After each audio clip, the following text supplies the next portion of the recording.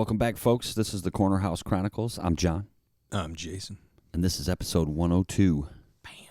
We hope you're having a great September. It's almost done. It is. Don't blink. You'll be spending money on Christmas gifts before you know it.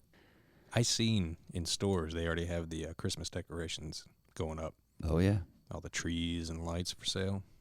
Ridiculous. It's crazy. It gets earlier and earlier every year, it seems. I know. It's kind of fitting at the end of summer we're going to talk about this movie, The Great Outdoors. Yeah, I know, right? Just because it's a summer vacation kind of thing. So let's do it. It's Corner House Chronicles Day.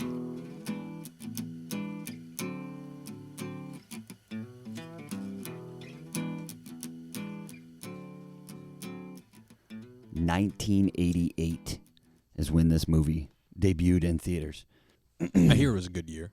1988. Holy fuck, dude. That's 31 years ago. It's true. So how long ago? Is that 31? Is that how math works? Yeah. No, 37. No. What am I thinking It's of? not 37. It's in between the two. I would say... It's got to be 31. It's 2019, buddy. I'm going to allow this pause for you to continue doing math. My gorilla math, you know. I might need some 98, 08, 18, 19, 31. Okay. All right. So, yeah, 88. That just didn't seem right, but yeah, it makes sense. I'm born in 85, Yeah. so I'm like, yeah, that could have been a hell of a lot simpler. But So we're talking about The Great Outdoors, Dan Aykroyd, John Candy. Annette Bening, her Annette first Bening. major motion picture. Yeah, as Starring I was all that. watching the movie, I was like, man, what has she been in since then? I didn't look it up, but I'm sure we have that in the notes. We have so. the technology. Also, I'm sure we're going to get into what other movies came out in 88. Some other things similar. That was cool looking that up last episode, where we were like, what other movies hit in 94 with The Crow and stuff. That was sweet. So, although Dan Aykroyd and John Candy have been in movies together, this is the first time that they were like co-starring, headlining. Really? Yeah. They were in Blues Brothers. John Candy played a cop. Yeah. Yep. What else were they in? I can't think of anything. I know, my mind. Right. Again, you come in prepared, Mhm. and then you sit down, and then... Dan Aykroyd's been in a lot of movies. John Candy's been in a lot of movies. This is true. So it was a great movie, though. I tell you, there was a couple of things I noticed right off the rip. When they first check into their room, the lodge, or the house or whatever, and he starts messing with his wife in the kitchen, you know. And when he unzips and takes her dress and it falls, she's wearing like a one piece. A slip, yeah. A slip, right? And then you can clearly see that it's covering her back. And then it like jumps to the episode where the scene where he's unhooking the bra, and I'm like, but when did he take the top part down?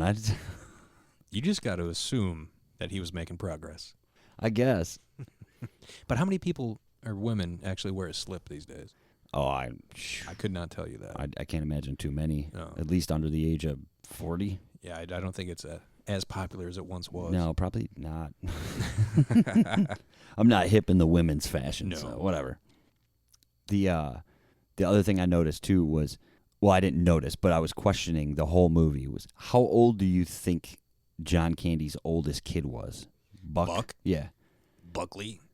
Because I never seen him drive, No. but the area they were in, he probably didn't need to drive too far to get where he was quick going. walk to town. Right.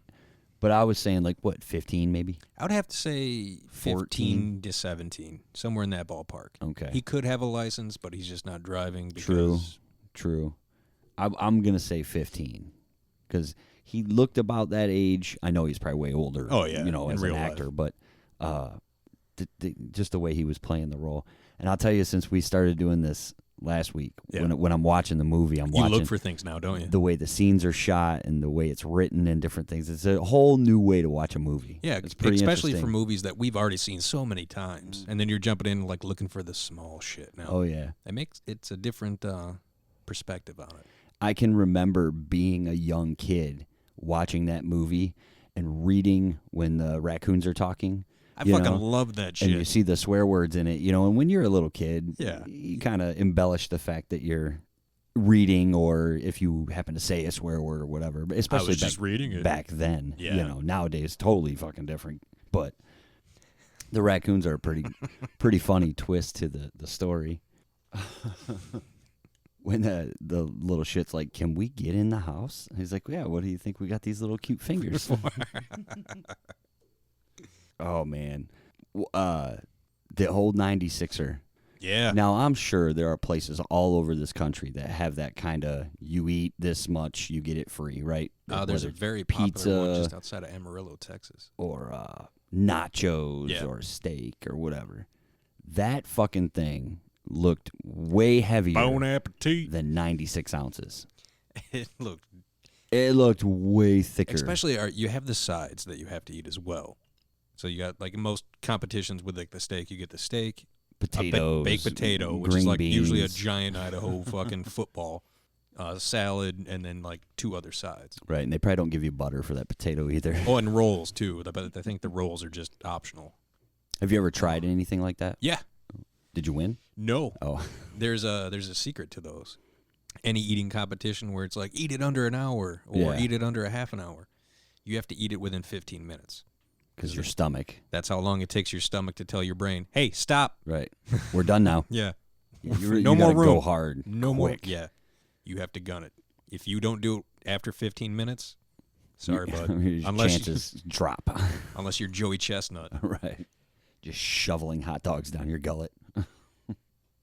I don't think I've ever participated in one of those where you eat the whole meal and your party eats for free or you eat for free or whatever.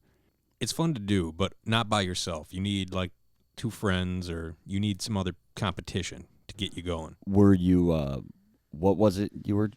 So it was a pizza place in Ann Arbor. Okay. And I can't remember the name because it was like 10 years ago. The local place that has the giant fucking, like... Around here? Yeah, it's like, not pias, but... Anyway, they have the giant, and, like, the slices are like a foot long on the pizza. Oh, Pizza King? No, I don't think it's Pizza okay. King. I don't know. Anyway. I'm done promoting. The pizza was no joke. About the size of this curve of the table here. Okay. So for the folks listening at home, think of like a truck tire. I was going to say probably like a semi-tire, maybe a little smaller. Yeah. Something right in that size. You got... That's a giant fucking pizza. 3 contestants. Wow. The rules stipulated that there had to be 3 toppings other than cheese. Okay. Your choice. There were some that were excluded. I think green peppers and... whatever was expensive at that season. Not so much expensive, but green peppers and mushrooms. They shrink when you cook them, too. That, and it doesn't let the dough release the water, so it stays really sloppy. Okay. And the thing's fucking huge as right. it is. Right. It was pretty thin, though. That's a lot of cheese. Oh, Ooh. God. Ooh. So I got to choose one topping, and my other 2 friends got to choose one. I went for pepperoni. Simple. Keep it, right. original. Nice and greasy. My one buddy chose bacon. A little heavier. Yeah. And my other friend chose ham. Oh, you're screwed. Yeah, I went in telling them, don't pick ham. Don't pick ham. Right. I don't really like bacon on pizza. But it's not ham. But it's not ham. Right. So my one buddy's like, oh, yeah, I forgot. That's why it was on my mind, and I said it. And I was like, well, shit. I have to eat it. Fuck you guys. I was like, we might lose just because of that. Yeah. But it wasn't like the thin, square It pieces. was, a big it was the thick cut. Oh. Yeah. So it's heavy as hell. It's like they got like a fucking holiday ham and then just cut it up in like little chunks and threw it on there. And I was like, you fucks. And the bacon, they didn't even cut up. It was just strips of bacon.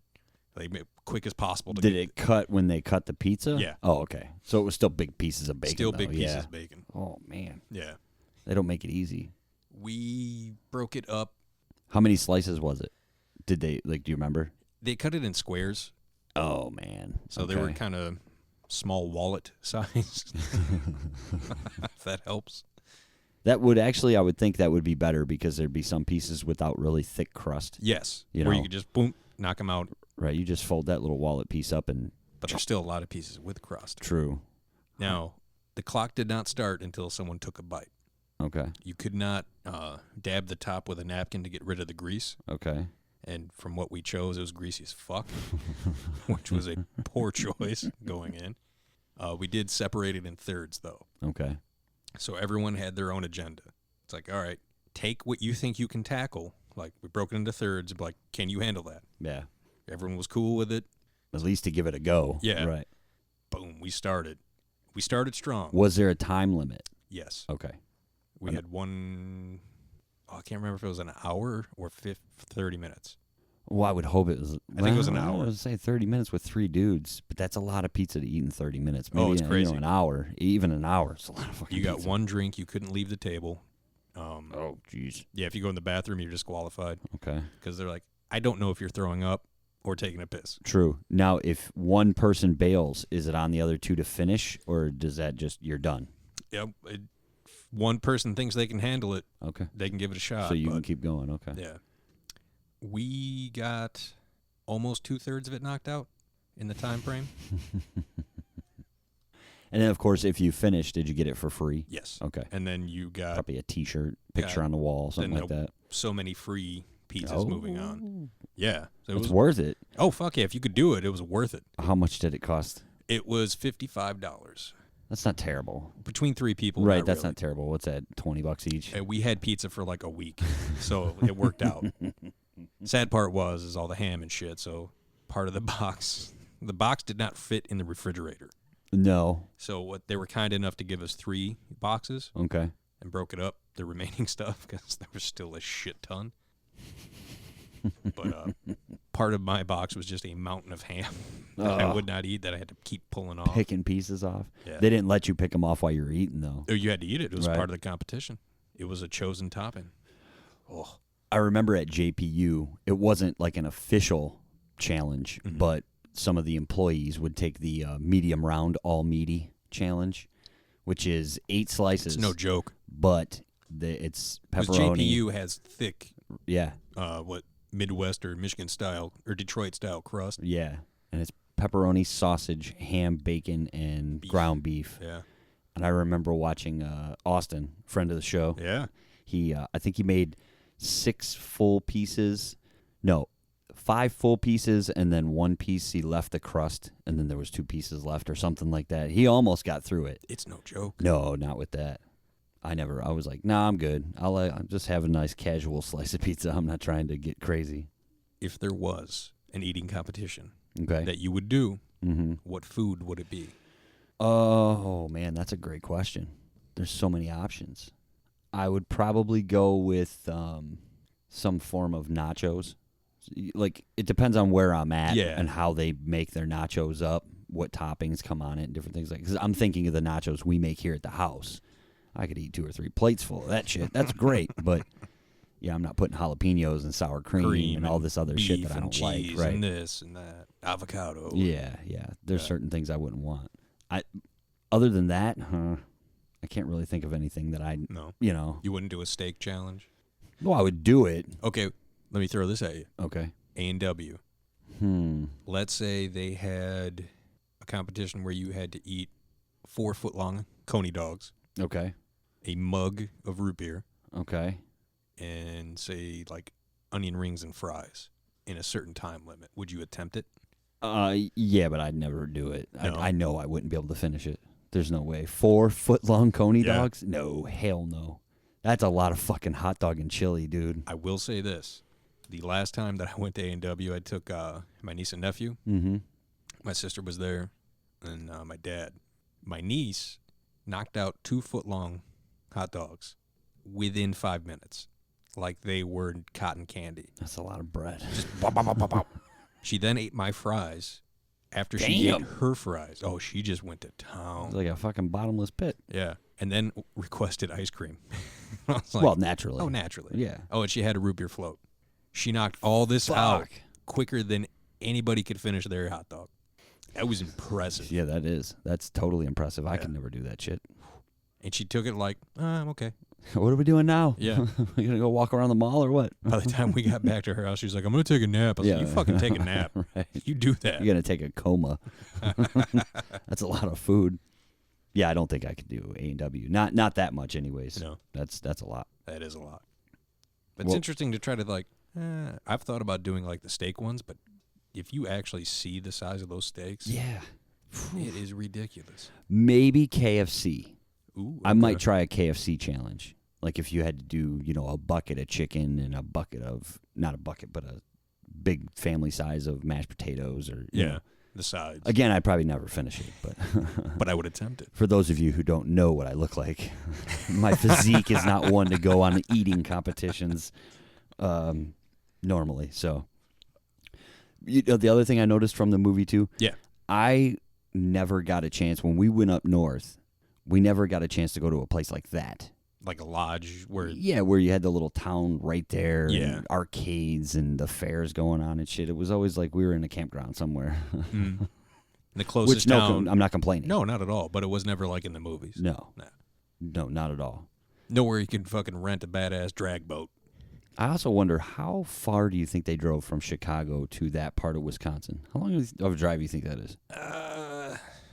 Because I know it just says in Wisconsin. It doesn't say northern. Quote unquote in Wisconsin. Yeah. I would say somewhere in the neighborhood of 6 to 8 hours. That's a long time to be in a car. Yes, sir. But if you're going for a week. Like, say they're going from Chicago, probably around 6 hours. Okay. It's not bad if you're going for a week. Yeah. Like if you're doing a weekend. Weekend, that's a lot. I'd be pissed. Half your trip's in a car. Mm-hmm. And I'm not big on road trips these days. I'm always like, this is such a waste of time. Can't the cars fly already? Let's go. I want to get up north in 30 minutes. Didn't somebody say that was going to happen? Fuck, dude. Whatever. I'm getting old. Ranting. To mention, though, that I can't even say the name of that fucking city or the lake they went to. It was like Potawatomi, something. But it's like a 14-letter. Yeah. It was actually, they filmed it at Bass Lake in California. Okay, that makes sense. Yeah. It only took 3 weeks to shoot. I did see it was, $24 million was the budget? 22 or 24, yeah. And it pulled in like 50. It was like doubled or something, yeah. Which isn't bad. Not in 88. No, sir. It was number 25 for that year's box office. Oh, not any bad. No. Well, the Crow was 24? Yep. For its year? So it seems like we're kind of repeating a theme here. Well. Unintentionally. But again. Or maybe it was. In with some interesting company. The number 24 spot went to Dirty Rotten Scoundrels. Okay. I remember that flick. Oh, yeah. Let's see. Number 26 was Tequila Sunrise. Okay. A favorite of my sister's early on. Yeah, it's about a vampire. Shocker. Yeah. What was number 1 for 1988? Ooh, if you had a guess. No. Nothing? Because I didn't look at the list like I did last week, so I have no idea what came out that year. I was 8. I don't. Take it a shot in the dark. Just a shot in the dark. Yep. It has to be a fucking Tom Hanks movie. No. Okay, damn. A Tom is in it, though, but not Tom Hanks. Tom Berenger? No. Tom Cruise? Okay. All right. Was it Top Gun? Nope. Risky Business? Nope. Oh, hell, I'm already out of Days of Thunder? Nope. I'm out of movies. Las Vegas. Las Vegas is the name of the movie? No, that's a hint. Oh, okay. I should have specified. Yeah. I give up. Rain Man. That was number 1? That was number 1. Wow.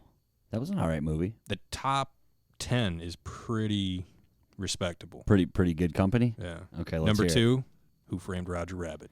Oh. Brought in $156 million. There weren't too many movies that had cartoon mixed in back then, too. And that is the very first time and the only time that Bugs Bunny and Mickey Mouse shared the screen at the same time. Really? And interacted with each other. That's a nice little trivia fact. Yeah. Hold on to that one, folks. Number 3 was Coming to America. Okay, another great movie. Damn, that was 88, too? Wow. Number 4 was Big. There's Tom Hanks. Tom Hanks. I knew he was in there somewhere. Number 5 was Twins. Number 6, Crocodile Dundee 2. Great movie. 2? Yeah. Okay. I was just trying to think when 1 would have come out. Must have been like 86 or 86, yeah, somewhere in there. Number 7, the greatest Christmas movie ever made, Die Hard. Damn, that was 88? Yeah. Wow. Number 8, The Naked Gun, From the Files of Police Squad. Mm-hmm. Number 9, another Tom Cruise, Cocktail. That was the other one I was trying to think of earlier. Number 10, Beetlejuice. Beetlejuice? Wow. That's a damn good list for 1988 for a top 10. Oh, it keeps going. Fish Called Wanda, Scrooge, Willow, Rambo 3, Bull Durham, Land Before Time, yeah, Young Guns. I can continue, but Damn, that was a good year for Good movies. year for movies. Holy shit. Young Guns, Scrooged. What? You know, there's And one. we had no idea. Yeah, right. I was watching Dan Aykroyd's performance in The Great Outdoors. Yeah. That might be one of the best, like, asshole performances. It's up there. I will say, his fucking speech about, like, when Chet's like, look out there. What do you see? Right. You want to know what I see? I'll tell you what I say. I see condominiums. I see. It just goes on. It's Medical refuge. Sealed. Dumped in the bottom of the lake. What do you see? I just see trees. I see some pine trees and, I don't know. It's like, damn. Wouldn't that be great just to watch a bunch of people you hate drop dead? You know, it's funny. I don't know if it's just the family that we come from, but I can think of like at least 3 to 4 people that I'm related to that would fit Chet Ripley. Just the attitude and that he carries about him, you know. It was great watching John Candy, man. You miss some of the movies that he did, when you go back and watch them. They were great. He didn't do a shitty movie. Like Planes, Trains, and Automobiles. Uncle Buck was one of my favorites. That was one of my favorite movies growing up. There's a fun little coincidence that you keep stumbling on. What? John Hughes. Oh, I noticed that. Did all of them. He co-wrote this movie, didn't he? He wrote this movie. Oh, did he? He was just writer? Yep. And he was going to direct it. That's what it was. Yeah, it was produced by John Hughes and another guy. That's what it was. Yeah. He was slated to direct, but something in the schedule fucked it up, so he let his buddy Howard Dutch was the director. Yeah. Who also did Pretty in Pink, written by John Hughes. Some Kind of Wonderful, written by John Hughes. What was the other one? Grumpier Old Men. He did some other notable movies. John Hughes wrote Grumpier Old Men? No, that Howard, the director? Yeah, Howard Deutsch directed that one. But if you want to jump into fucking the craziness that is John Hughes for a moment. So he started off writing for the National Lampoon magazine. Okay. And he'd write short stories and shit. That wasn't like a comic, right? It was a cross between like Mad Magazine. That's what I was thinking. Yeah, of, it's a Mad. more of a, say 16 to 20-something humor. Gotcha. Adult humor. Okay. So he was a writer for that magazine. Yep. John Hughes. And he met everybody that was a part of it, which was pretty much fucking a who's who back then. Yeah, every good fucking comedy writer that anyone who eventually went to the first season of Saturday Night Live worked for the National Lampoon. Okay. The fucking who's the guy that runs Saturday Night Live? Lorne. Yeah, Lorne Michaels. Yeah. He pretty much fucking went out and bought everybody and said, "Hey, come do this sketch comedy thing." After Doug Kenny, the guy who started it, had so much going on, he kind of refused to do a sketch comedy thing. So dude, John Hughes wrote all these fucking movies? Oh, let's go. Mr. Mom, National Lampoon's Vacation, 16 Candles, Breakfast Club, European Vacation, Weird Science, Pretty in Pink, Ferris Bueller's Day Off, Some Kind of Wonderful, Planes, Trains, Automobiles, Great Outdoors, Uncle Buck, Christmas Vacation, Home Alone. Home Alone 2. Home Alone 2. Home Alone 3. Career Opportunities. Fucking love that movie. Dutch. Curly Sue. Dennis the Menace. Beethoven. Yeah. Holy shit, man. The man has a very impressive resume. How much you think he would get paid to write, let's not start with the first movie, National Lampoon's Vacation, 1983, because he probably didn't get paid a lot up front. He probably made a lot on the back end or whatever. But let's say by the time 1987 rolls around and he writes Uncle Buck and sells it in 88, how much you think he made to write Uncle Buck? I can look it up, but a lot for 1988. He pretty much, any good fucking, he owned the 80s pretty much. Yeah. And the early 90s. And the early 90s, yep. I'm up through Home Alone 3 in 97, which probably wasn't a terribly good movie, like, successfully. Yeah. I know Home Alone 1 and 2 were, but 3. Kind of dropped off.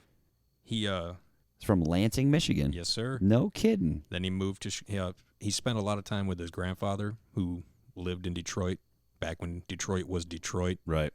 Like the gem of fucking the Midwest.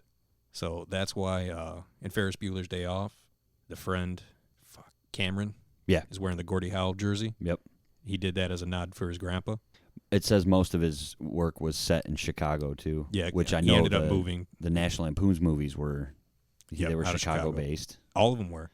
Shermer, Illinois, right, was a suburb of Chicago, where all the fucking Ferris Bueller, Pretty in Pink, all those took place. Most of his enduring characters from those years were written for Molly Ringwald, who was his muse. Yeah, he wrote Pretty in Pink specifically for her. Well, I wonder, were they the same age? Does it say? No, she was younger. Okay, I was saying, like, why? He seen her in a movie, and he was just like, oh, my God. Yeah, he had all the hits, man. Oh, yeah. I'm telling you. During the National Lampoon magazine years, he wrote 2 stories. One was it Christmas 59, like 1959, and then Vacation 1958.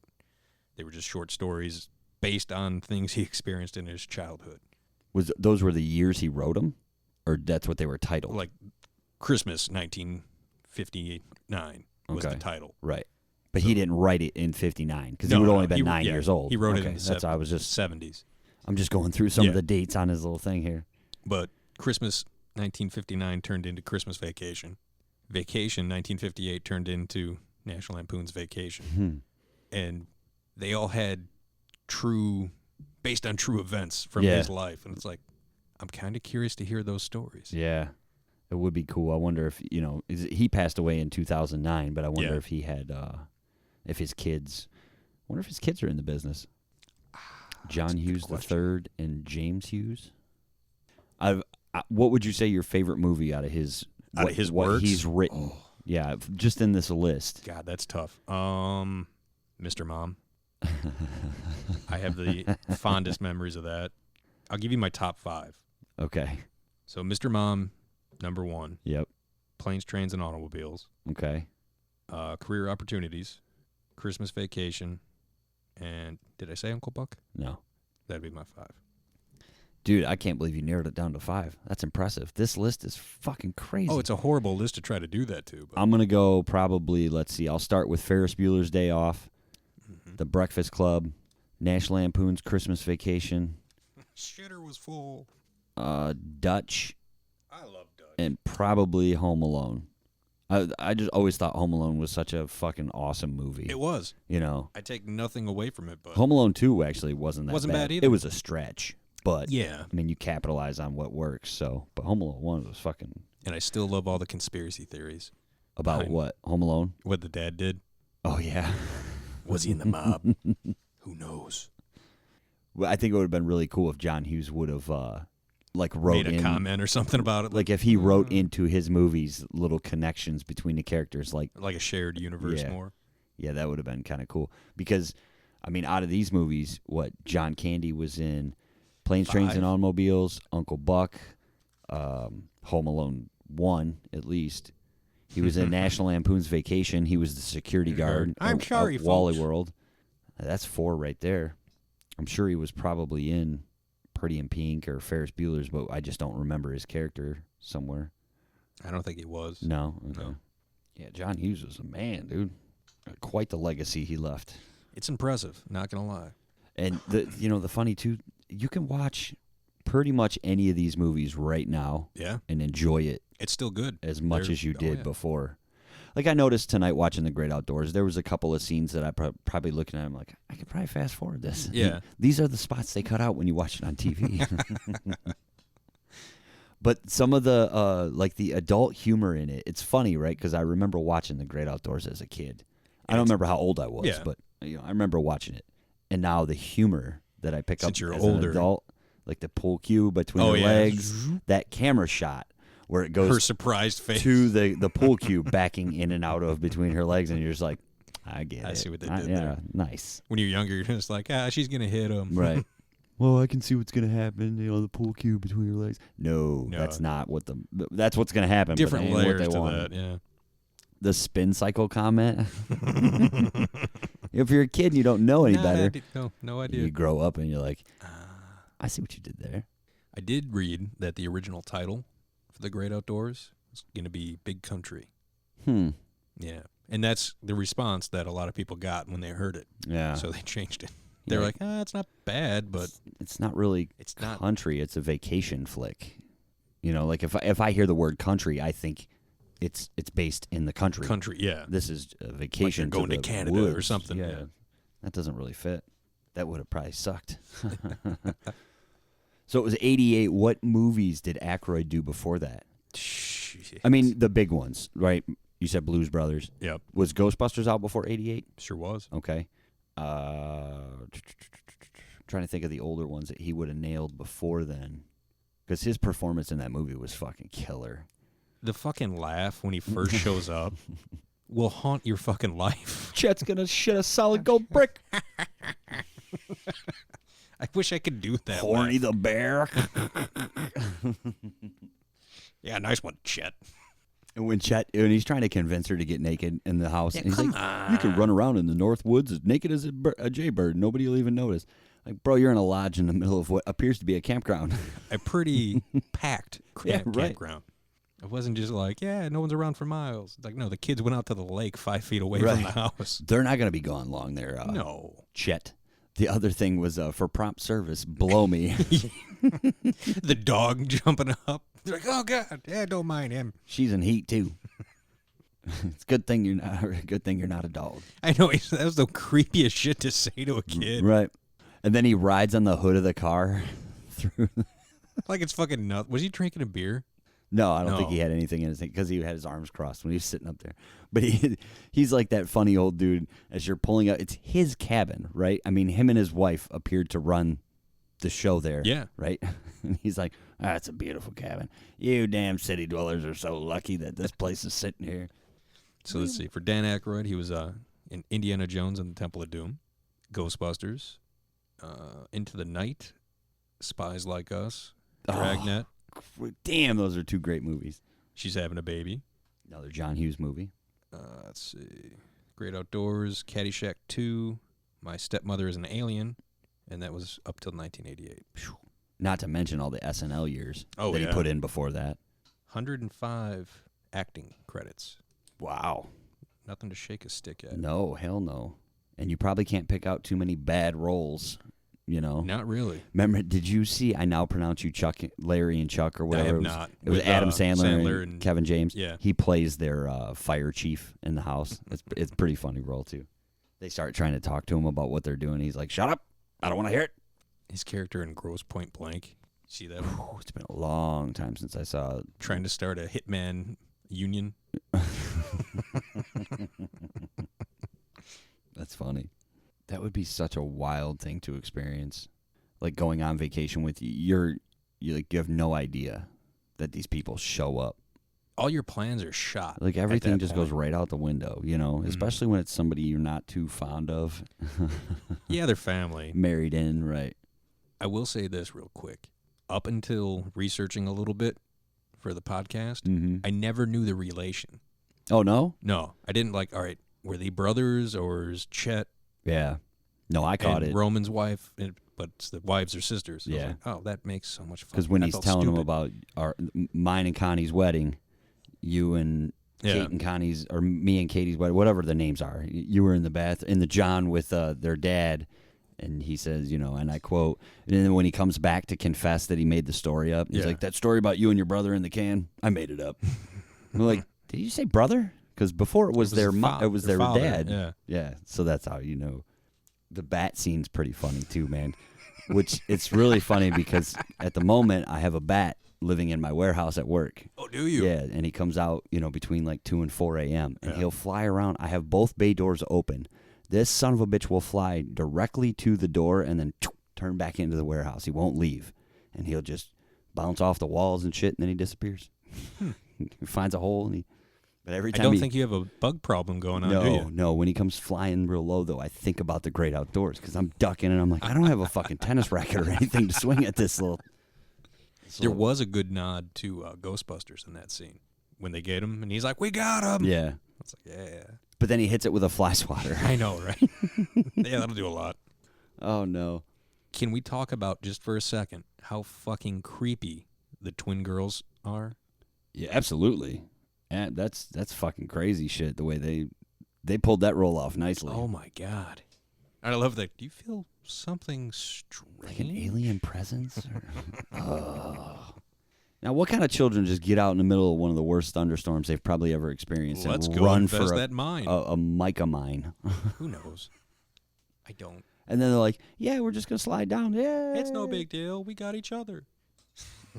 We're sitting on a crate of dynamite. Right. You didn't even try to climb back out. I know. No effort. Doing research, Uh-huh. I looked up the bear, see if he got an acting credit. Oh, yeah. It's Bart the bear. Yeah. It's the bear. Yeah. I did not realize the... Resume? Yes. He's been in quite a few things. I read an interesting thing about him. Okay. So, let's see. It's a giant fucking bear, too. Yeah. Holy cow. 9 foot tall and 1,500 pounds. Well, he's 9'7". Sorry. That's like even almost 2 feet bigger than John Candy describes him in the little bear story that he scares everybody with. But, he lived for 23 years, nominated for an Academy Award in 1988. For the Great Outdoors? Oh, no, for the movie called The Bear. Oh, well, yeah, that makes sense. Which was... He would have starred in that. He did. It was the only people in it were the bad guys. So the idea of the movie The Bear is he plays a grizzly bear that finds a young brown bear cub and takes it in, right, as its own.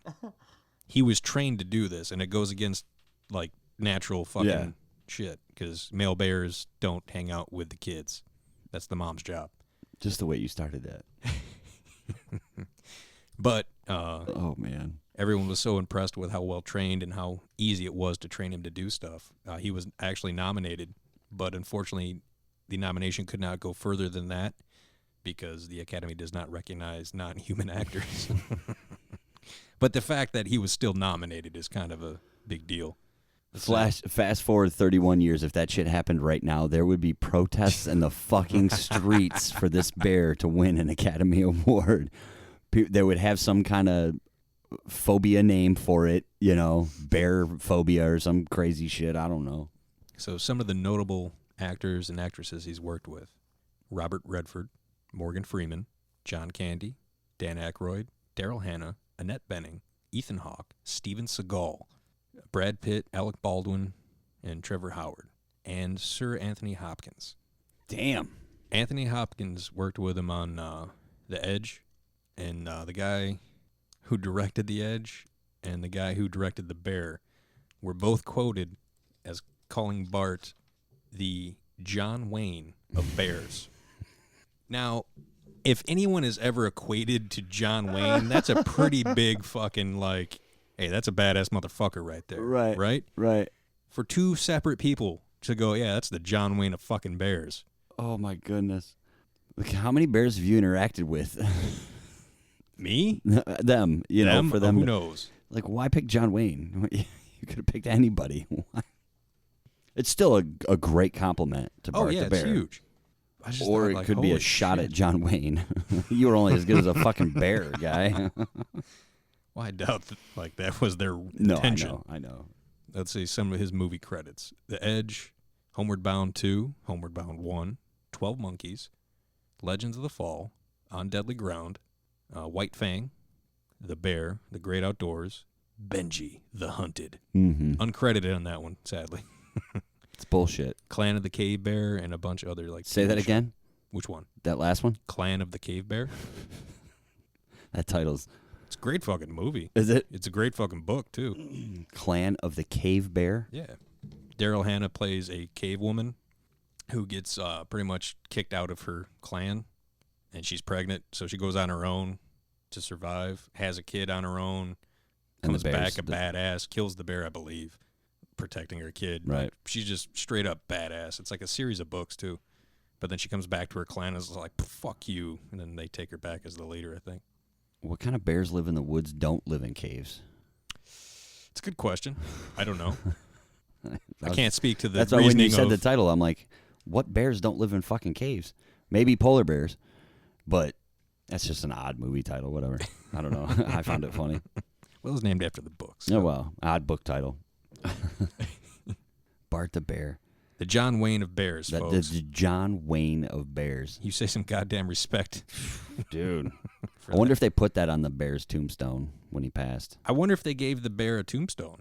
I would hope so. How I think long he did you say? deserved it. 23 years. Shit, yeah. Fuck yeah, I would. Especially all the money the handler or whoever owned the bear probably made, His husband and wife team. That makes sense. I saw, it's kind of off subject, but I saw a video in one of the tag groups I'm in that posts like really, really wild shit that you don't normally see on a Facebook feed, and you won't find it unless you go search for it, right? Okay. But it's some circus. I don't know what country it is. Oh, it the lions? Say. Dude, that video is shit. awesome. That lion fucking attacks that dude, right? Oh, yeah. They get the hose out, separate him. Then the dude gets up. The dude gets up and goes back at the lion because, he's in charge. He's got to assert his dominance. Yeah. But did you fail to see there's like 6 other fucking lions in the cage with you, bro? And what I'm assuming is his wife? Yeah. Or his partner of some sorts, Nope. He goes right back at the lion. To help set this up for the listeners, there was like a series of ramps. Yeah, they were like barrels with 2x4s on them or planks of wood, And then one lion would go up, climb it, get to the other side, and as that lion got to the other side, the next one would go and do it. Right. And they had like 6 or 7. It was like 6 or 7 barrels lining the inside of the cage, and all the other lions were perched up. Yeah. So when the first lion attacks the dude, if you watch the other lions, they're staying on their barrels, looking but they're around all looking at them like, shit. yeah, you get what you deserve there, fucker. Well, what I seen when the one that attacked was coming down, the other one that was going up bumped into him, and it kind of looked like he pissed him off. Right. And the first thing that he seen when he turned was the guy, so he just went after him like, you motherfucker. And the guy and the woman had they looked like whips. Like horse riding crops. Yeah, they were like whacking the barrels and shit, like making noises. Noise. Yeah. As soon as I saw the video, I was like, fuck yeah. This lion's gonna attack this dude for sure. Shit's going down. Right. And then when the second lion joins in, I was like, yes. They weren't even stopping for the hose. No. It was like they didn't care. They were getting this dude. And then they finally get the 2 lions off the guy, and he leaves the cage. Yeah, buddy. Dude, I can't stand that shit anymore. They got to stop doing that stuff. The animals. They got to stop. The one that gets me the most is the elephants. All of it. Well, all of it, yeah, but higher on the list for me are the elephants because they're just fucking dead inside. Yeah. Treated like shit, cattle prod, sticks, fucking. Well, they got thick skin. You're still fucking jabbing it in the fucking armpit. If there is reincarnation, coming back as a circus performing animal might be hell. It would be pretty shitty. That might be hell on earth, because sometimes those animals, or like a science lab animal might be worse, but you know what I mean. I was happy to see that lion get revenge, though. Oh yeah, it's always just pro rooting for the underdog. We're all about that here. And the composure of the other lions really impressed me because if I was one of those lions, it's a team sport at that point. Yeah. We're going all out here. One of us is getting that door open. Mm-hmm. We're going to send people running. They're going to have to get tranquilizer darts out. Oh, what the fuck is that? Flint Tropics, Will Ferrell movie. Semi-pro. There's a bear loose. There's a bear loose. Everybody run. You're going to wrestle a bear, Jackie. I'm going to what? What's the safe word? I can't remember. I got to find that. That'd be a great drop when he's yelling the safe word. So back to the great outdoors. Yeah. Another thing that when I was watching the movie, like I said earlier, watching these movies now that we've seen over and over. And there's a different layer to it. You start noticing little things that maybe you forgot, or like I said, they edited out when you're watching it on TV, on TBS or whatever. But the skiing scene, like, I get it for humor's sake, writing a movie, but if you think about it realistically, I mean, he would have let go of that rope. Oh, yeah. Instantly. Probably before he left the pier. No, he probably, like, once he hit the water. Yeah. He would have let go. Whether he meant to let go or not, it would have just jerked out of his hand. Yeah. It would have pulled him forward, and he would be, like, surfing on his stomach. And he's going. Oh, okay. All right. Yeah. Let's get this on. Yeah, you dumb fuck. Yeah, we're good here. What's he saying? Faster. Okay. Oh, okay, yeah. Let's go. And then that laugh as he just... The horse riding scene is pretty funny, too. When the horse bites him, and so he gets off, and he's like, all right, come on. And he started trying to pull the horse. Nope, that horse ain't going. Now it just takes off. Walks all I would have just sat down. They had to make him come find me. I'm not walking all that way. Screw this horse. And then when he comes walking up, you see him give the horse a dirty look. Yeah, like, you son of a bitch. bastard. A horse got here hours ago. Right, that would have been my first instinct. Yeah, if like as the group. If you're in a large group horseback riding and you all get back to the stable, then you see a horse come back with nobody on it, you're like, oh fuck, maybe we should go look for him. We should probably go look. I mean, there's a horse with no rider here. He's like, I'm gonna go home and take a nap. What are you talking about? We got a whole day of activities planned. And that was after they went to the miniature golf or the driving range and the go-karts and shit. When he's driving the balls and then he stands there and he looks all like smug. Yeah, it's all dressed up in that outfit. Man, that was a great role. Again, one of the best asshole characters, but not like one you hate, the one you're just like, that's son of a bitch. Right. And then the guy getting struck by lightning 67 times. God. Come on. 6 was enough. Let's call it a day. And the other thing I thought was really, really super funny was when they go to the bear dump and he throws the first candy bar and then he's banging him on the hood and he's like, oh shit, and he just throws him on the hood. Like, what person would... And then jumps back in the car and then wonders why there's like 3 bears fucking piling all over it. Now I ask you this. Let's say in real life you take, if you ever have kids or your niece and nephew or a girl, you're on a date and you go to a bear dump. I don't know if that's like a quality bear date. with me. Yeah, I'm hearing you. You go to a bear dump, and the car next to you has bears climbing all over it. Are you just going to sit there and stare? No. I'm at least going to back the fuck up. Yeah, I'm going to give him room.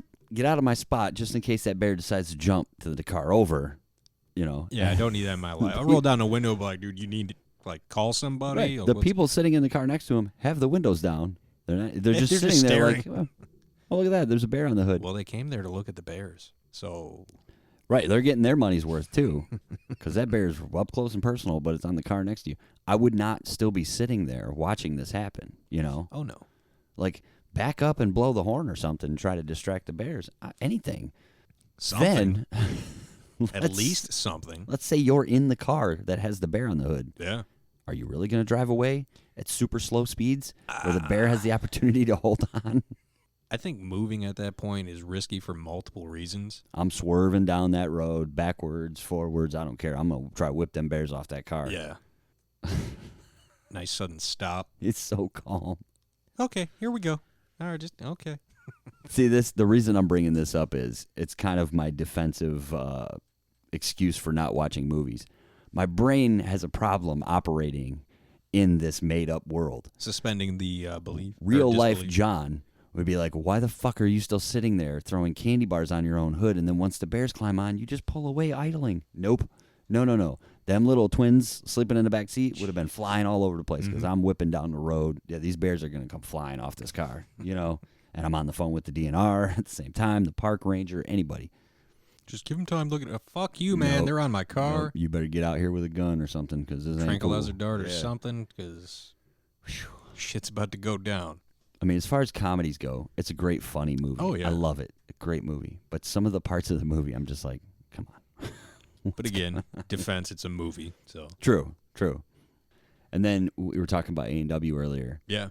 That appears to be an A&W that the girl works at in town. I would assume. Or the colors were the same. The little drive up where you park and hit the button and order from your car. Where am I going to put the tray? Yeah.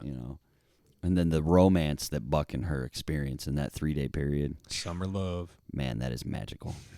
Magical. I want you to go back to Chicago, a love-crazed maniac. Summer loving as kids is fun. I can remember it, but it was never like that. Speaking of childhood, you know what else we need to get to real quick is the story we teased at the end of last week's episode. Oh, that's about right. when we were camping when we were kids, and I fell off the boat. Spoiler alert. Right. So, do you remember what the name of the place was we were camping at? Lions Landing. Lions Landing, that's right. It was Fletcher's Floodwater, right? Yeah, that's okay. the name of the body of water. Yeah. So the way the campground, if you call it that, is it's just kind of like a big opening right at the water. I mean, there wasn't like... Right at the bank, yeah. It's like not giant like legit square. campsites, but there were marked off, right. kind of. And then they had, the bathrooms and the apartments over it that you could rent to. Yeah. The apartment there was one downstairs. I think there was one upstairs. And then on the other side of the property, there was a little like not convenience store, but like a shop, local part, like you can buy drinks and different things, worms and stuff. Yeah, but that's where you would also like rent pay your to bikes. Get yeah, they did have bikes you could rent. I think there's a volleyball court, and that was it. Yeah. They didn't even have a boat launch. It was just the way the beach went down. All the boats were lined up on the shore. Yeah, just anchored on land. Yeah. So one night, I don't remember whatever night it was of the week we were there. It was dark. Whose idea was it? I think we were talking about fishing, and maybe your dad or somebody was like, just go fish off the backside of the boat right there, in the water.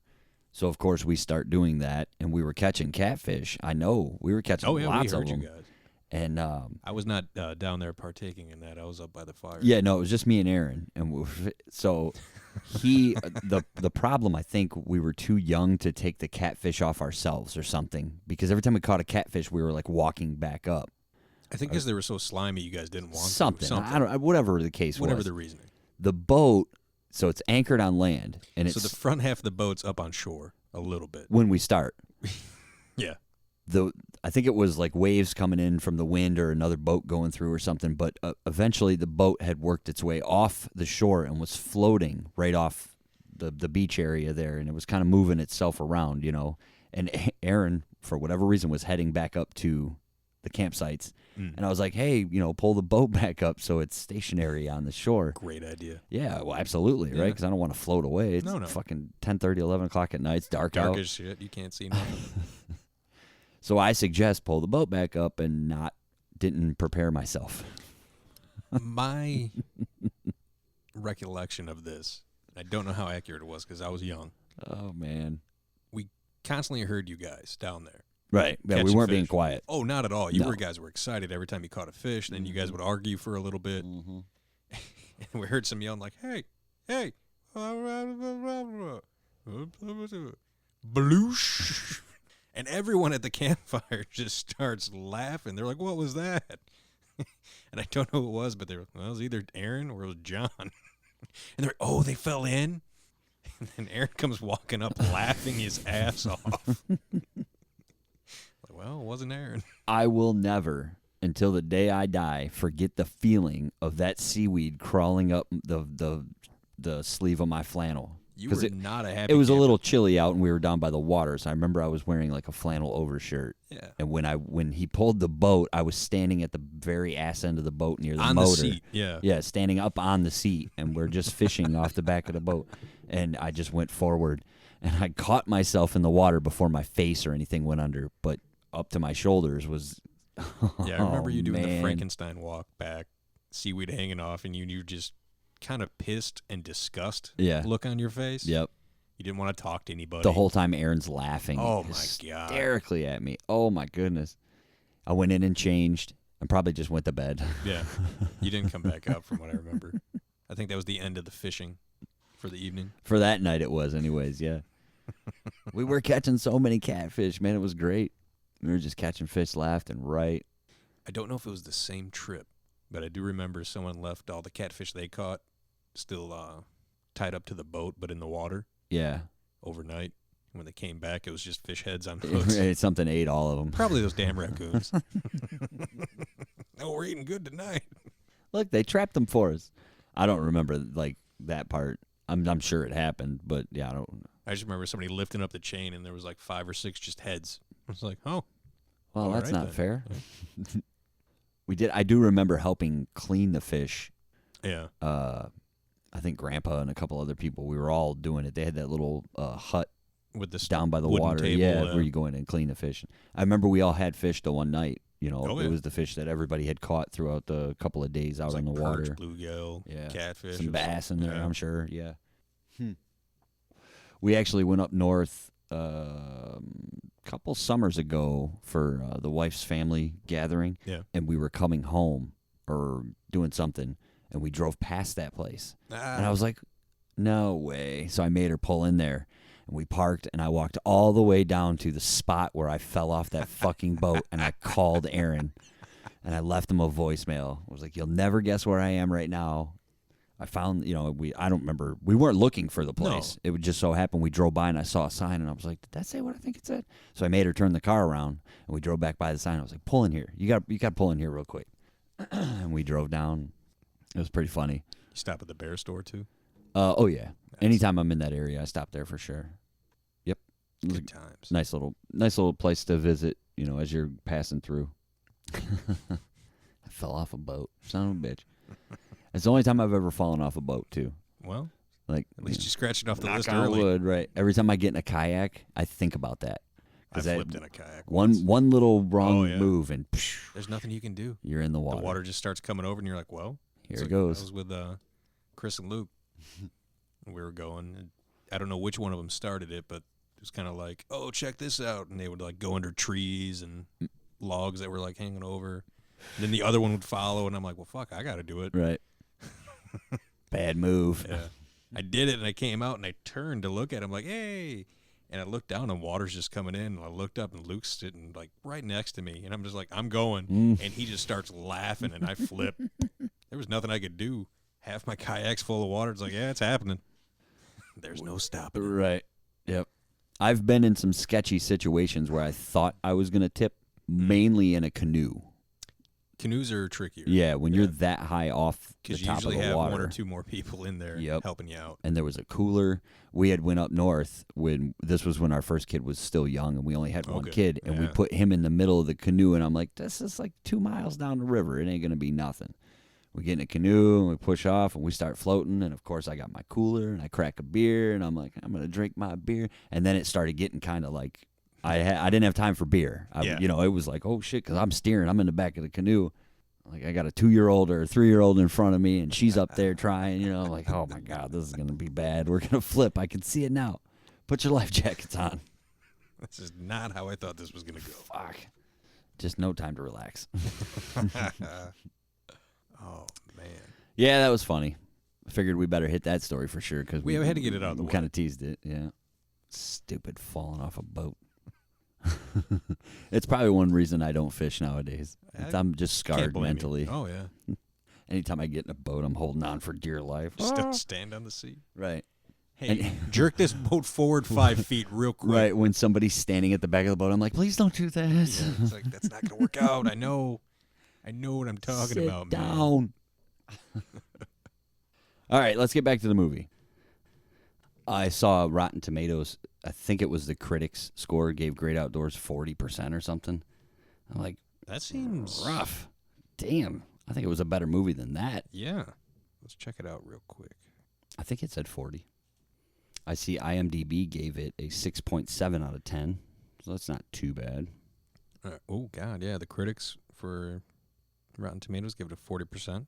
Audience score, 70%. I don't get critics.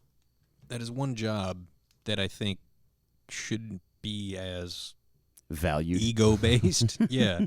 I thought it was stupid. Why go to the woods and do this? It's the plot of the fucking movie. Right. How dare you question John Hughes, motherfucker? Exactly. Like if you were a critic besmirch his name in the 80s and you heard John Hughes was putting out a new movie, I'd just be like, probably an 8, 9. Yeah. I don't even have to watch it, No, I mean, like, fucking John Hughes. The guy who did 16 Candles. Get that fucking fag out of here. Mm-hmm. Let's see. The soundtrack. Oh, it doesn't even say what was on it. I was just hoping it would. That was one thing I noticed after last week's show. We didn't talk about the Crow soundtrack. We did not. That was one of the things that we were building up to. Like, working up to that episode, we were like, oh, the soundtrack. One of the reasons we started with We dabbled in it for a second, I think. Right. But well, I think when we were talking about the budget. Yeah. We were you're spending the money on this, the soundtrack, blah, blah, blah. And then we just totally just breezed right over it. That where you said it was shot at Bass Lake. It's a small resort town near Yosemite. Yeah. Yosemite is fucking beautiful. Okay. It was filmed over 3 weeks in October of 87. That was the other thing I noticed. Why was the chick wearing short, cut-off shorts? In a jean jacket? In a jean jacket. When you can see they're breathing, the breath. Yeah. It was cold out. I'm like, put some pants on. What are you doing? You're like, I don't want to be, what does she say? Oh, I'm not a tourist attraction. Wearing those shorts? Yeah. Yes, you are. Late October? Come on. And the other thing I think that would have made the movie just a little twist to throw it in there, right? Would there should have been a local kid, like that. It the was 80s either bully following her around or something. It totally made her seem boyfriend or something. Yeah. Something like that. The guy who wanted to be her boyfriend but didn't. The local kid, right? And even though, they'd have to get the guy from fucking. It would have probably been the kid from Karate Kid. Yeah, because he was the bad guy in every 80s movie. Or him in his fucking finger gloves. They could have got Zach Morris or something. His character was trash. They're rebooting that? I did. Yeah. Okay. Yeah. It's very, very unfortunate. We could spend hours. It's just going to be kids on their phones. Disney has done this already. How many times do we see shows about teenagers in school? They've all got their little social issues and personal issues, and I get it. YouTube channel. Right. There'll never be another Screech. No. No. They tried. It was Steve Urkel. We get it. Yeah, but seriously, put some clothes on, chick, in the movie. You're wearing those short shorts in October? Where are her parents? Yeah. That's what I want to know. And, okay. All right. Why sit in the house around the fireplace? Why didn't they have a fire outside? You're camping. Right. Well, they weren't really camping. They have a monster fucking house they're renting. I'm sure most cottages have an outdoor fire pit like that. You would think. Come on. You could make one. Pretty easy. Might scare the raccoons off, though. I don't know about that. Not when they're eating that. Lobster tails? Oh, man, they're eating good. You know what those are made of, right? Lips and assholes. That's another drop we got to get. Dan Aykroyd saying lips and assholes. That's funny. I totally had something else I was going to say, too, and I forgot while I was talking about the boyfriend character in the movie. Yep, it's gone. Okay. I lost it. Since we were kind of talking about remakes, if they were to remake The Great Outdoors, who would be some people you would want to see in it? I don't know, but I just remembered what I was going to say. So I'll answer your question first, and then I'll tell you. Okay, for John Candy's role, even though I can't stand the way he fucking laughs, probably Seth Rogen would be kind of funny. Actually, Seth Rogen and James Franco could probably pull it off together. They could. Quite nicely. Yeah. Trademark. Well, Don't which one? Anybody think about taking this idea from us. Trademark. Let me ask you, because it could go either way. Dude, I'm picturing the two characters Seth right Rogen now. could either be Roman or he could be Chet, and same thing with James Franco. I see James Franco as more the business, I drive a Mercedes. Yeah. But it'd still be funny if Seth Rogen was that character, too.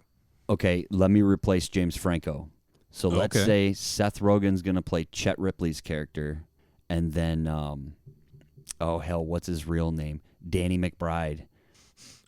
Play Roman's character. But instead of being Roman, he's Kenny Powers. So he's not like the rich asshole. He's just so full of himself, trashy asshole, Either that or... just kind of flip it? Like Seth Rogen, like the successful business guy who... He's in advertising. Yeah, but wants to take his family north because his dad did his childhood, right. Yeah. Oh, that'd be funny. And then the other guy would be the Kenny Powers character comes in, pulling his jet ski and... Although I will say, I do think James Franco and Seth Rogen might... Oh, that'd be good, too. Either or combination would probably be hilarious. But yes, trademark, just in case that little Judd Apatow group of people hear this. If it did go with James Franco and Seth Rogen, I would want Danny McBride to play the guy who owns the fucking... there you go. Campground. Yeah. Or the bartender or the guy that gets struck by lightning. I mean, if you're remaking it... You can fit him in scene for scene. Yeah, you could put... what's the little skinny guy? Jay something. Burchell. I would put that. Maybe he's the guy that gets struck by lightning. Right? And see his floppy body running through the woods when it's about to rain. That would be kind of funny. That would be. Okay, so here's what I was thinking. with that. The reboot, you said Saved by the Bell. Did you see they're rebooting or remaking, however you want to word it, Golden Girls? No fucking way. So far, they have two women. From what I read, there's two famous women that are locked into the script and the idea. For a show or a movie? I'm pretty sure it was a show. Jane Lynch and Cyndi Lauper are the two that are so far attached to the project. Jane Lynch, I don't know what role she would play. Like if you were thinking of the original Golden Girls, probably be either Blanche or Dorothy. Okay. Because Rose is going to take You might have to bring fucking Betty White back. Holy shit! I don't know anybody that could play that role like she could. Wow. And maybe make her a neighbor or something, or the woman that runs the. Yeah, maybe the new Golden Girls move in next door to the old ones. There you go. And she's the Rose last is the one. only one left. Right. They could do that. Trademark. No, I'm just kidding. Yeah. You go ahead and use credit. that one. Yeah, right. We can't take credit for that one. But yeah, I did read that. I did not see that one. Wow. Jane Lynch is pretty funny too, so she'll be pretty good. I don't know about Cyndi Lauper. She could be the new Rose. Think so? Yeah. I don't know that I've ever seen her act. No.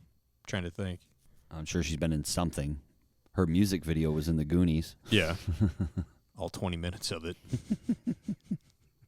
And half the cast of fucking WWF at the time. That the Great Outdoors remake now, you got me thinking. Like that could be something. Yeah. They could totally pull that shit off, those two. Definitely. Well, power of technology, we can send some tweets out there, some hashtags. We should. Because it wouldn't take much. I know you're stepping on hollowed ground on John Hughes movies, but it could be a thing. I don't think have any John Hughes movies ever been remade? Not including Home Alone 8 or whatever the fuck it was. They redid the National Lampoon's Vacation with Ed Helms and Applegate. True. Christine Applegate. But I don't know that I didn't see it, so I don't know if it was was it an actual remake or was it a continuation? Because wasn't it Rusty grown up? Yeah. Okay, so Ed Helms played Rusty. You're not really remaking John Hughes. You're kind of adding to the lore, right? But this would be a total remake. Totally. Like, I would totally do it, scene for scene. Maybe not a bat. They fight something else. The raccoons. Something like that. Parents trying to go off to get high. Like, oh, no. Yeah. Something definitely for who could they get to play the kid? The kids, right? I don't know. See, that's tough because I don't know it yet. Right? Jay Baruchel. I don't know. That would be tougher to find. They would have to get popular kids, either popular kids one or at least newer. Yeah. I don't know. The creepy twins. Oh. I think there's got to be a set of twins in the. Throughout history of movies, there's always creepy twins. Yeah. The Shining, for instance. Play with us, Danny. Have you seen a picture of those two girls, the twins from Great Outdoors? No. You should look them up. I will say this. They look identical. That is shocking. One of the best scenes in the Great Outdoors, before we get out of here, I want to say this. All right. When after the bear story, when Roman hears Chet telling his youngest son, Ben, that it was a story that his dad told him about, and when Roman goes to his daughter's room, good evening. I realized that the story Uncle Chet told tonight might be kind of alarming, but I want to remind you that it's just a story, one like my dad told me, and then he goes into the story. Same thing, just repeating it. Was it like a group of escaped military something convicts or slaughtering people in the woods? Good night. Yeah, and he just says it so casual, and the look on them two girls' faces, how they could just. First of all, anybody that can keep a straight face while Dan Aykroyd's in that character, jeez, holy fuck, man, it would be so hard to take him seriously. And it makes me think, I wonder if how many times did they have to do that? Were they actually sitting there listening to Dan Aykroyd? Yeah, I don't know about that, but I wonder how many times they had to stop, or if he walked around set when they weren't shooting in character. Like if Roman showed up in the morning. Like he just got so into the character that it was all the time, everywhere he went, like some Andy Kaufman shit, I don't know if he was a method actor like that. Probably not. It's a good shit, man. I'd probably give that movie a solid 8 out of 10, maybe 8.5. I'm right there with it. It's a great movie, man. This is a cool idea that we're doing, going back and watching these old movies. Just because, I don't watch movies. No, you don't. I don't sit down to watch movies. It's not that I don't like them.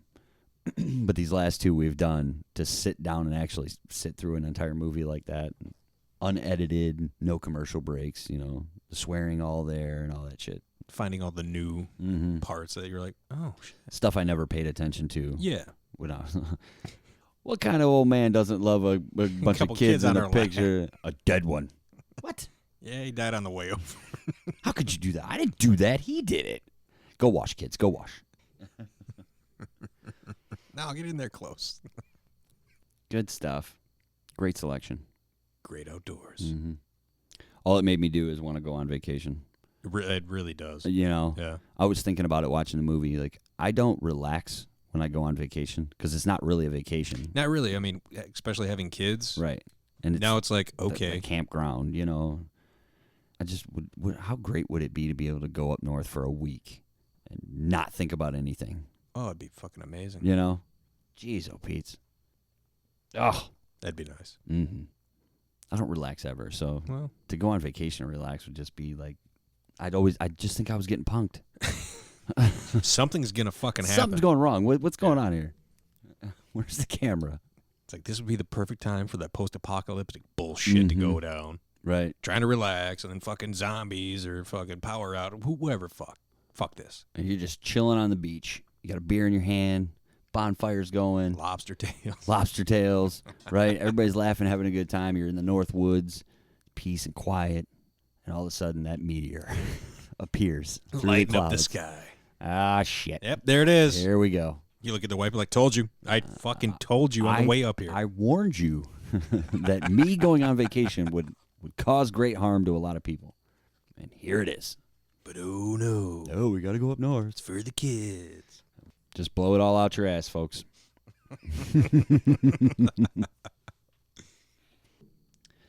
Well, that's about a good time to stop. Yeah. It's been fun.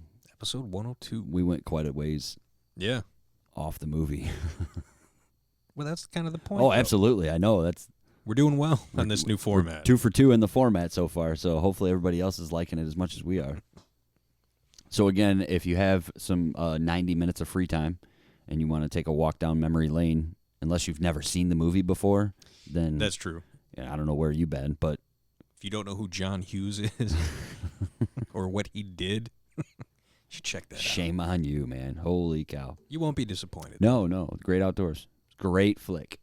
One of probably Dan Aykroyd's top 3 performances, in my opinion, I'd say, personally. Okay. But whatever. Definitely top 5. Yeah. So, let's, real quick, let's give a little teaser for next week, huh? Episode 103, eh? All right, so for episode 103, we will be watching and talking about The Last Boy Scout, which has, who's that, Damon Wayans? Yes. And Bruce Willis. And that is a movie about a police officer and a football player, correct? A former Secret Service agent and a former football player. Former football player, there you go. I remember seeing it. I do remember watching that movie back in the day, however long ago it was. But it's been a long time, so this one will be way better. One of Halle Berry's first films, I believe. Yeah? Yeah, buddy. The fucking dead squirrel in that movie gets me every time. It's been so long since I watched it, I can't even remember what scene that is. So it's right in the beginning. I'm looking forward to it. Hung over in his car sleeping, and the kids find a dead squirrel and chuck it at him. He's like, oh, what the fuck? Not a bad way to start off a movie. No, and this one I'm going to have to do a little searching for. See if it's on Netflix or not. I have to try to get my hands on... possibly YouTube. Oh, yeah. Boy, that'll suck. Part 1 of 16. You know, it's anytime you watch a movie or search it out on YouTube, it's always somebody filming their TV. Yeah, and so you can't hear it, and you can't... Oh. It's a weird angle. Where you get those lines. Right. Yeah. So, yeah, Last Boy Scout. Stay tuned for that. That should take us in all kinds of gnarly directions. There's going to be a lot going on in that one. It's a little less family-oriented than The Great Outdoors This is true. So, but until then, thank you very much. Always appreciated.